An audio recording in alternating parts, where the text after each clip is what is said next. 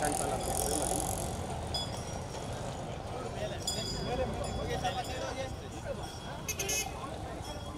ಇಲ್ಲ ಆನೆನೇ ಕಾಣ್ತಲ್ಲ ಇಲ್ಲ ಆನೆನೇ ಕಾಣ್ತಲ್ಲ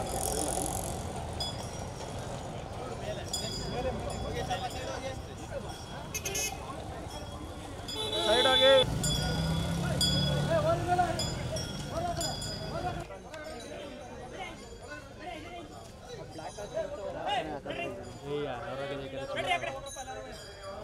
ಎಲ್ಲ ಆನೆಗಳ ಹೆಲ್ತ್ ತುಂಬ ಚೆನ್ನಾಗಿದೆ. ಸೊ ಇವತ್ತು ನಮಗೆ ವೆಯ್ಟ್ ಚೆಕ್ ಮಾಡೋದ್ರಿಂದ ಏನೋ ಗೊತ್ತಾಗಿದೆ ಏನಂತಂದರೆ ಒಳ್ಳೆಯ ಫುಡ್ ತೊಗೊಂಡಿದ್ದಾವೆ ಮತ್ತು ಹೆಲ್ದಿ ಆಗಿದ್ದಾವೆ, ವೆಯ್ಟಲ್ಲಿ ಎಲ್ಲ ಗೇನ್ ಆಗಿದ್ದಾವೆ. ಸೊ ಅಪ್ ಟು ಒಂದು 435 kg ಗೇನ್ ಆಗಿದೆ. ಸೊ 60ರಿಂದ 435 ನಮಗೆ ಎವರೇಜ್ ಇದೆ. 435 ಭೀಮಾ ಹೈಯೆಸ್ಟ್ ಗೇನ್ ಆಗಿದ್ದಾನೆ, ಫಾಲೋಡ್ ಬೈ ದಿ 365 ಏಕಲವ್ಯನೂ ಆಗಿದ್ದಾನೆ, ಆಮೇಲೆ ಪ್ರಶಾಂತ ಆಗಿದ್ದಾನೆ. ಈ ಎಲ್ಲ ಆನೆಗಳು ಕೂಡ ಹೆಚ್ಚಿಗೆ ವೆಯ್ಟನ್ನು ಚೆನ್ನಾಗಿ ಗೇನ್ ಮಾಡಿದವು. ಮತ್ತು ಅದಕ್ಕೆ ಏನು ಹೈಟು ಮತ್ತು ವಿಡ್ತಿಗೆ ಎಷ್ಟು ವೆಯ್ಟ್ ಬೇಕು ಮತ್ತು ಅದು ಸ್ಟ್ರೆಂಗ್ತಿಗೆ ಎಷ್ಟು ವೆಯ್ಟ್ ಬೇಕು, ಸೊ ಎಲ್ಲನೂ ಕೂಡ ಫಿಟ್ ಆಗಿದ್ದಾವೆ ಅಂತ ಹೇಳ್ಬೋದು. ಹೈಯೆಸ್ಟ್ ಭೀಮಾ ಈಗ ಅಂದರೆ ಗೇನ್ ಆಗಿರೋದು, but highest always it's Abhimanyu. There is no doubt. So Abhimanyu 5820, Varalakshmi 3555, ಆಮೇಲೆ ಭೀಮಾ ಬಂದರು 5380, ಏಕಲವ್ಯ 5095, ಲಕ್ಷ್ಮಿ 2625, ಆಮೇಲೆ ರೋಹಿತ್ 3930, ಗೋಪಿ 5280, ಕಂಜನ್ 4725, ಧನಂಜಯ 5255. ಸೊ ಇಲ್ಲಿ ಇನ್ನೊಂದು ನೋಡ್ಬೋದು, ಲಾಸ್ಟ್ ಟೈಮ್ ಧನಂಜಯ ಸೆಕೆಂಡ್ ಇದ್ದ, ಈಗ ಅವನು ಕ್ರಾಸ್ ಮಾಡಿ ಭೀಮಾ ಸೆಕೆಂಡ್ ಇದಕ್ಕೆ ಹೋಗಿದ್ದಾನೆ, ಪೊಸಿಷನ್ಗೆ ಹೋಗಿದ್ದಾನೆ. ಹೈಯೆಸ್ಟ್ ಗೇನ್ ಆಗಿರೋವಂಥನು. ಪ್ರಶಾಂತ 5240, ಹಿರಣ್ಯ 3160, ಮಹೇಂದ್ರ 5150, ದೊಡ್ಡರ್ವೆ ಲಕ್ಷ್ಮಿ 3570, ಸುಗ್ರೀವ 5545.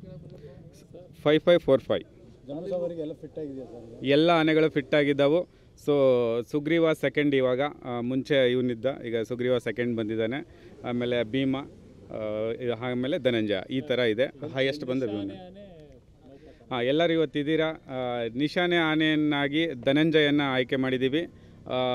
ಇದು ನೌಪತ್ ಆನೆಯಾಗಿ ಗೋಪಿನ ಆಯ್ಕೆ ಮಾಡಿದ್ದೀವಿ. ಸೊ ಉಳಿದ ಆನೆಗಳು ಸಾಲಾನೆಯಲ್ಲಿ ಪಾಲ್ಗೊಳ್ತಾವೆ. ಕುಮ್ಕಿ ಆನೆ, ಹಿರಣ್ಯ ಮತ್ತು ಲಕ್ಷ್ಮಿ. ಸೊ ಈ ಆನೆಗಳು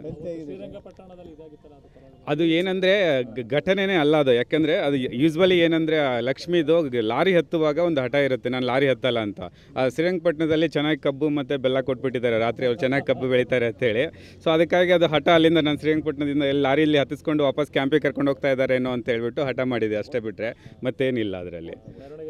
ಇಲ್ಲ ಖಂಡಿತ ಇಲ್ಲ. ನೀವು ಅದಾದಮೇಲೆ ನೋಡ್ಬೋದು, ಜಸ್ಟ್ ಅದು ನಡೆದಿರೋ 30 ಸೆಕೆಂಡ್ಸ್ನ ಹತ್ತಲ್ಲ ಅಂತ ಹಠ ಮಾಡ್ತು. ಆಮೇಲೆ ನಮ್ಮ ಮಾವುತ ಕಾವಡಿ ಅದನ್ನು ಸ್ವಲ್ಪ ಬೆದರಿಸ್ಬಿಟ್ಟು ಹತ್ತಿಸಿದ್ರು. ಅದಾದಮೇಲೆ 3.5 ತಾಸು ಮೆರವಣಿಗೆ ನಡೆದಿದೆ. ಲಕ್ಷಾಂತರ ಜನದಲ್ಲಿ ಮಧ್ಯದಲ್ಲಿ ಹಾದೋಗಿದೆ. ಎಷ್ಟು ಗಾಂಭೀರ್ಯವಾಗಿ ನಡೆದಿದೆ ಅಂತೇಳಿ ನೀವೇ ನೋಡ್ಬೋದು. ಹಾಗಾಗಿ ಏನು ಆನೆಗಳ ಮೇಲೆ ನಮಗೆ ತುಂಬ ಕಾನ್ಫಿಡೆನ್ಸ್ ಇದೆ, ಯಾವುದೂ ತೊಂದರೆ ಇಲ್ಲ. ಅದೇ ಕ್ಯಾಂಪಿನ ಡಾಕ್ಟರ್ ಬಂದಿದ್ರು, ಅವ್ರನ್ನ ಒತ್ತಾಯಪೂರ್ವಕವಾಗಿ ಹೊರಗೆ ಹಾಕಲಾಗಿತ್ತು ಅನ್ನೋ ಒಂದು ಆರೋಪ ಇದೆ.